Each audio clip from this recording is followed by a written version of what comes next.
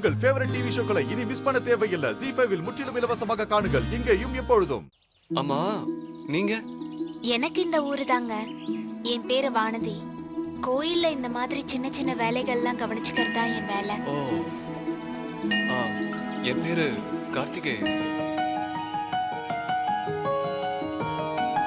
அந்த முருகப்பெருமா பேரு ராஜகுமார ஒருத்தனே உன்னை மனமுடிக்க வருவான் வானதி. ஒருவேளை எல்லாரும் சொன்ன ராஜகுமாரன் இவரா இருப்பாரோ?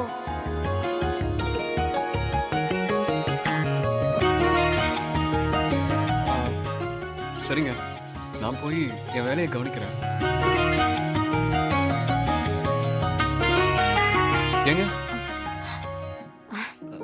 நான் போய் என் வேலையை கவனிக்கிறேன்னு சொன்னேன். இன்னும் தெற்கு வாசல் பக்கம் கொஞ்சம் தண்ணி ஊற்ற வேண்டியிருக்கு. அதான் நான் வந்துட்டேன்லங்க. நீங்க வேணா கிளம்புங்க, நான் பாத்துக்கிறேன். பரவாயில்ல, இருக்கட்டும். ஆரம்பிச்சாச்சு, அத நானே முழுசா இருந்து முடிச்சுட்டு போயிடுறேன். அது இல்லைங்க, இது ரொம்ப பெரிய பிரகாரம். நீங்க ஒத்த ஆளா இருந்து ஃபுல்லா தண்ணி ஊத்துறது ரொம்ப சிரமமா இருக்குமேன்னு யோசிச்சேன்.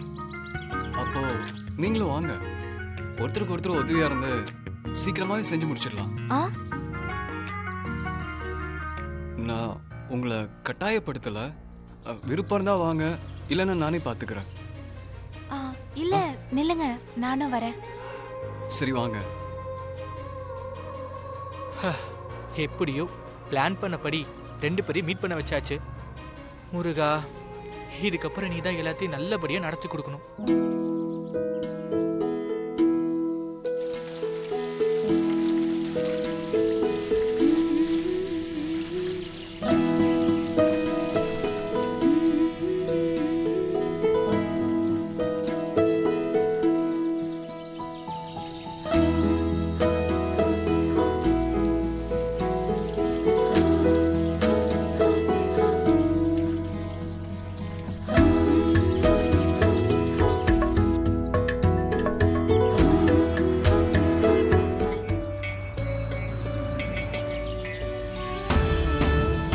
அண்ணி வீட்டோட லொகேஷன் இந்த பக்கம் தானே காட்டுது. ஆனா எக்ஸாக்ட் தெரு எந்த இடம் தான் கன்ஃபியூஷனா இருக்கு. சரி போ கார்த்தி, அக்கம் பக்கத்துல யார்கிட்டயும் விசாரிச்சு பார்க்கலாம். டேய், இப்ப எதுக்குடா தேவையில்லாம வீட்டுக்கு எல்லாம்? அதான் அந்த வானதி பொண்ணு மூலமா நம்ம ஆர்த்திகிட்ட நெருங்க ட்ரை பண்ணிட்டு இருக்கோம்ல. அன்னிக்கிட்ட க்ளோஸ் ஆனா மட்டும் போதுமா? மாமனார் மாமியார்னு மொத்த ஃபேமிலி கவர் பண்ண வேண்டாம்? நான் சொல்றது கொஞ்சம் கேளு கார்த்தி, இறங்கு.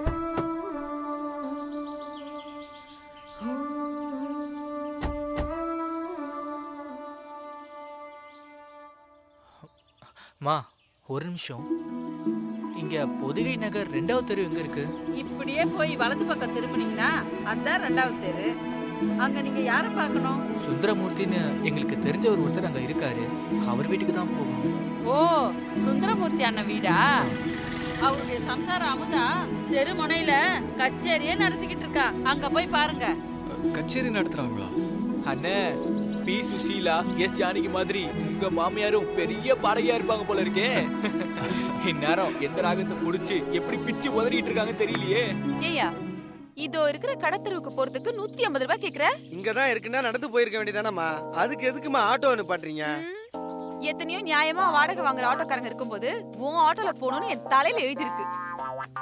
இங்க பாரு, நீ தேவையில்லாமலாம் பேசாத. 80 ரூபாய்க்கு ஆட்டோ வருமா வராதா? அதெல்லாம் கட்டுப்படி ஆகாதுமா. 150 ரூபாயில ஒரு பைசா கூட குறைக்க முடியாது. என்ன என்ன கட்டுப்படி ஆகாதுங்கிற? இந்த அமுதாவை என்ன நாட்டு நடப்பு தெரியாதவன் நினைச்சிட்டு இருக்கியா நீ?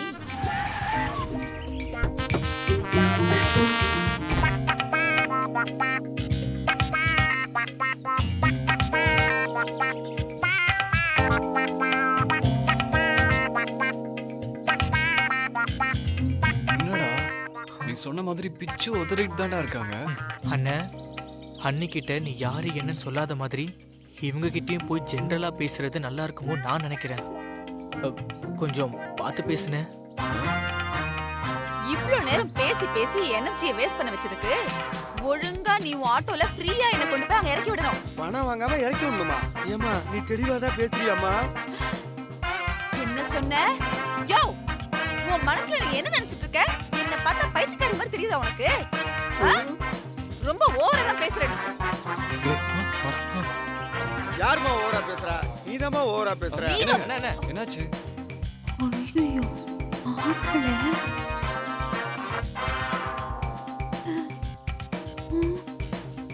என்னாச்சுங்க? என்ன பிரச்சனை? நான் ஏதோ சண்டைக்கு நிக்கிற மாதிரி என்ன கேக்குறீங்க தம்பி? எல்லாம் அந்த அம்மாவை கேளுங்க தம்பி. ஐயோ இங்க பாருங்கம்மா, நீங்க இப்படி தேவையில்லாம ரோட்ல நின்னு வாக்குவாதம் பண்ணிட்டு இருந்தா போற வரவங்களுக்கு அது இடைஞ்சலா இருக்காதா? ஆட்டோ ஃபேர் அதிகமா இருக்குன்னு தோணுச்சுன்னா அவர் போட்டோம் விட்டுருங்க. நம்ம வேற ஆட்டோ பாத்துக்கலாம். இல்ல நீங்க எங்க போகணும்னு சொல்லுங்க, நான் வேணாலும் கூட்டு போய் உங்களை டிராப் பண்ணிடுறேன். அதுவும் கரெக்ட் தான். என்னமோ பண்ணுங்க தம்பி. ஆளை விட்டா சரி. யார் முகத்துல முடிச்சனோ தெரியல. விடிஞ்சு விடியாததுமா இப்படி ஒரு சவாரி. ச்சே.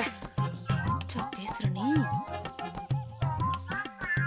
மாப்பிள்ள வர நேரத்துல ரோட்ல நின்னு சண்டை போட்டனே, அவர் இப்ப என்ன பத்தி என்ன நினைப்பாரு? அம்மா நீங்க வந்து கார்ல இருங்க. எங்க போகணும் நீங்க? அது இங்கதான் பக்கத்துல பஜாருக்கு போகணும். நாங்களும் பசாருக்கு போறதுக்கு வழி தெரியாம தான் இந்த பக்கம் வந்துட்டோம். நீங்க வந்தீங்கன்னா எங்களுக்கு வழி சொன்ன மாதிரி இருக்கும், உங்களையும் நாங்க டிராப் பண்ண மாதிரி இருக்கும்.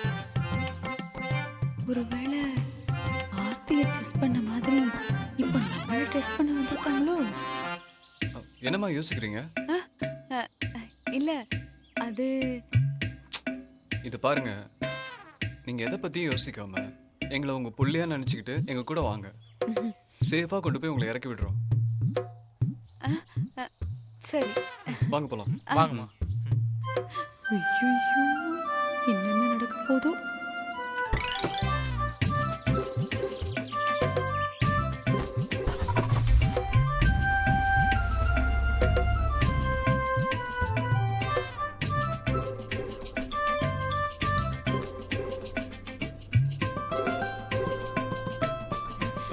அம்மா பஜார்ல நீங்க எங்க போகணும்? யாருக்கு தெரியும்? ஏய் இல்ல வழி யாருக்கு தெரியும்னு கேட்டேன். எனக்கு தெரியுமே. திருச்சியில எல்லா இடமும் எனக்கு அத்துப்படி. நீங்க எங்க போகணும்னு சொல்லுங்க. ஆமா, நீங்க எங்க போகணும்? நான் பஜார்ல மளிகை கடைக்கு போகணும், வீட்டுக்கு மளிகை பொருள் எல்லாம் வாங்குறதுக்கு. அப்ப அங்கேயே போலாம். உங்களுக்கு வேலை இருக்க இடத்துல தான் எங்களுக்கும் வேலை இருக்கு. போன இந்த காரு என் ஆர்த்திக்கு சொந்தம்.